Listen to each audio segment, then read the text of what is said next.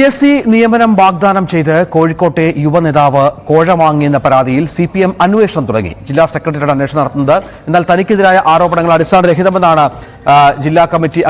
Area committee അംഗം പ്രമോദ് കോട്ടുള്ളിയുടെ നിലപാട്. News 18 ഇക്കാര്യം പറഞ്ഞു. ആരിൽ നിന്നും പണം കൈപ്പറ്റിയിട്ടില്ല, പരാതിക്കാരുണ്ടെങ്കിൽ പുറത്തുവിടട്ടെ, ശബ്ദരേഖയുണ്ടെങ്കിൽ പുറത്തുവിടട്ടെ എന്നും പാർട്ടിയോ നേതാക്കളോ വിശദീകരണം തേടിയിട്ടില്ല എന്നും അദ്ദേഹം പറഞ്ഞു. MS അനീഷ് കുമാർ വിവരങ്ങൾ പങ്കുവെക്കുകയാണ്. അനീഷ്, കോഴിക്കോട് ജില്ലാ നേതൃത്വത്തിൽ അന്വേഷിക്കുന്നതെന്നാണ് മനസ്സിലാകുന്നത്. മറ്റു വിവരങ്ങൾ എന്തൊക്കെയാണ്?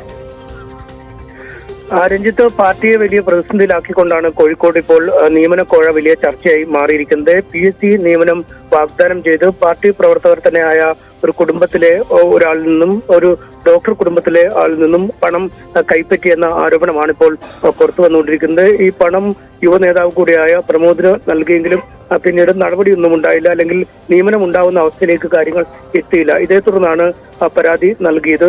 ശബ്ദരേഖ അടക്കം പരാതി നൽകിയിരുന്നു എന്ന വിവരങ്ങളാണ് പുറത്തു വരുന്നതും. എന്നാൽ പാർട്ടി ഇതേക്കുറിച്ചുള്ള ഔദ്യോഗികമായ യാതൊരു വിശദീകരണങ്ങളും കോഴിക്കോട് ഘടകത്തിന്റെ ഭാഗത്തുനിന്നും ഉണ്ടായിട്ടില്ല.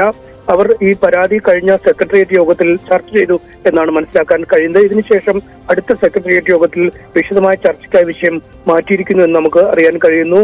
മന്ത്രി മുഹമ്മദ് റിയാസിന്റെ അടക്കം പേരുകൾ ദുരുപയോഗം ചെയ്താണ് ഇത്തരത്തിലൊരു നിയമനക്കോഴ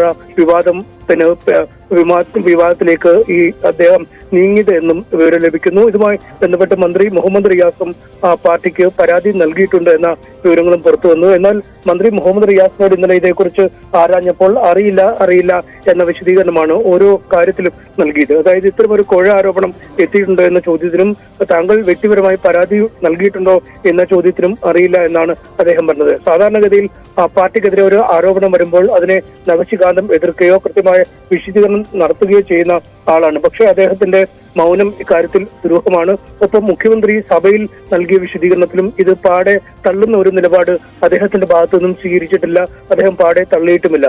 അതുകൊണ്ട് ജില്ലാ ഘടകം തന്നെ സ്ഥിരീകരിക്കുന്നു ചില പ്രശ്നങ്ങളുണ്ട് എന്നതുമായി ബന്ധപ്പെട്ട്. പക്ഷേ പരാതിക്കാര് ഈ പരസ്യമായി രംഗത്ത് വരുമോ എന്ന കാര്യത്തിൽ ഇപ്പോഴും ഉറപ്പില്ല. കാരണം ഒരു നിയമനത്തിനായി കോഴ വാഗ്ദാനം ചെയ്താൽ അതും അഴിമതി നിരോധന നിയമത്തിന്റെ പരിധിയിൽ വരുന്നതിനാൽ പരാതി നൽകുന്നവർക്കെതിരാവും ആദ്യം കേസുണ്ടാവാൻ സാധ്യത. അതുകൊണ്ട് ഇത്തരം ഒരു പരാതി പരസ്യമായി വരില്ല എന്ന് തന്നെയാണ് CPM-ന്റെ കണക്കൂട്ടൽ. പാർട്ടിക്കുള്ളിൽ തന്നെ ഈ പ്രശ്നം പരിഹരിക്കുന്നതിനുള്ള ചർച്ചകൾ നേരത്തെ നടന്നിരുന്നു. എന്തായാലും പാർട്ടി ഔദ്യോഗികമായ വിശദീകരണം പാർട്ടി ജില്ലാ സെക്രട്ടറിയോ മറ്റ് പാർട്ടി നേതാക്കളോ നടത്താത്ത സാഹചര്യത്തിൽ ഇത് പുറത്തേക്ക് വരുമോ എന്ന കാര്യത്തിലും വലിയ സംശയങ്ങളുണ്ട്.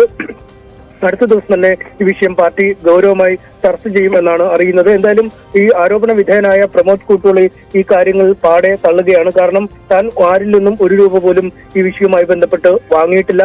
ഒരു തരത്തിലുമുള്ള നിയമനം നടത്താനുള്ള അധികാരം തനിക്കില്ല, അതിനുള്ള സ്വാധീനം തനിക്കില്ല.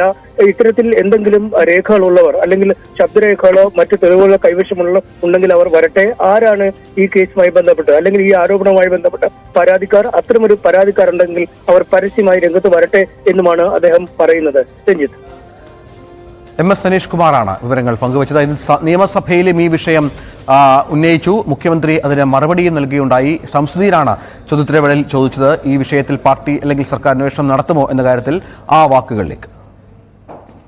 സർ, ഇന്ന് ഏറ്റവും വലിയൊരു വാർത്ത, ഒരു PSC അംഗമാകുന്നതിന് ഒരു ഭരണകക്ഷി നേതാവ് 60 ലക്ഷം രൂപ കോഴ ചോദിച്ചുവെന്നും അതിൽ 22 ലക്ഷം രൂപ ആ പാർട്ടി നേതാവിന് കൈമാറിയെന്നും ഇതിന്റെ അന്വേഷണം അങ്ങയുടെ പാർട്ടി സെക്രട്ടേറിയറ്റിൽ നടക്കുന്നുണ്ട് എന്നൊക്കെയാണ് സർ. ഇതിനു മുമ്പും PSC അംഗമാകുന്നതിന് ഇങ്ങനെ പണം കൈക്കൂലി കൊടുക്കുന്ന ഒരു വാർത്തകൾ വന്നിരുന്നു. ഇത് നമ്മുടെ നാട്ടിൽ ഈ ജോലിയും കാത്ത് പ്രതീക്ഷിച്ചിരിക്കുന്ന ധാരാളം ചെറുപ്പക്കാരുൾപ്പെടെ എല്ലാവർക്കും വലിയ പ്രയാസം ഉണ്ടാക്കുന്ന സംഗതിയാണ്. ഇപ്പൊ കോഴിക്കോട്ട് നിന്ന് ഉയർന്നു വന്നിട്ടുള്ള ഈ ആരോപണം അങ്ങയുടെ ശ്രദ്ധയിൽപ്പെട്ടിട്ടുണ്ടോ? ഇതിൽ എന്ത് നടപടി എടുക്കാനാണ് ഉദ്ദേശിക്കുന്നത്? PSC എന്ന് പറയുന്നത് വളരെ പ്രശസ്തമായ രീതിയിൽ കാര്യങ്ങൾ ഭരണഘടന ചുമതലപ്പെടുത്തിയതിനനുസരിച്ച് നിർവഹിച്ചുകൊണ്ടിരിക്കുന്ന ഒരു ഏജൻസിയാണ്. ആ സ്ഥാപനത്തെ അല്ലെങ്കിൽ ആ ഭരണഘടനാ സ്ഥാപനത്തെ അപകീർത്തിപ്പെടുത്താനുള്ള ഒട്ടേറെ ശ്രമങ്ങൾ നേരത്തെ തന്നെ നമ്മുടെ സംസ്ഥാനത്ത് ഉണ്ടായിട്ടുണ്ട്. നിർഭാഗ്യകരമായൊരു വശമാണത്. അത് സാധാരണഗതിയിൽ ഉണ്ടാകാൻ പാടില്ലാത്ത ഒന്നാണ്.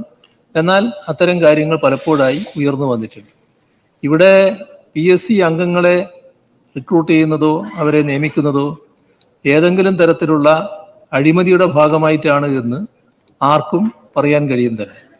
അതുകൊണ്ട് തന്നെ PSC അംഗങ്ങളെ നിയമിക്കുന്നതുമായി ബന്ധപ്പെട്ട് ഒരു തരത്തിലുള്ള വഴിവിട്ട രീതികളും ഉണ്ടാകാറില്ല.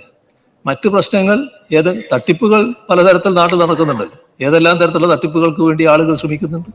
അങ്ങനെയുള്ള തട്ടിപ്പുകൾ നാട്ടിൽ നടക്കുമ്പോൾ അതിന്റെ ഭാഗമായുള്ള നടപടികൾ സ്വാഭാവികമായി ഉണ്ടാകുമെന്ന് തന്നെയാണ് അതിൽ കാണേണ്ടത്. മുഖ്യമന്ത്രിയുടെ മറുപടിയാണ് ഈ വിഷയത്തിൽ. അദ്ദേഹം ഈ കോഴ ആരോപണം നിഷേധിക്കുന്നില്ല, പക്ഷേ ഇതിൽ നടപടി ഉണ്ടാകുമെന്ന് മുഖ്യമന്ത്രി പറയുന്നുണ്ട്. ഏതായാലും അന്വേഷണം അടക്കം ഒരുപക്ഷെ ഇതുമായി ബന്ധപ്പെട്ട് സംഭവിച്ചേക്കാം എന്നാണ് വിവരം. തൃശൂർ കൊരട്ടിയിൽ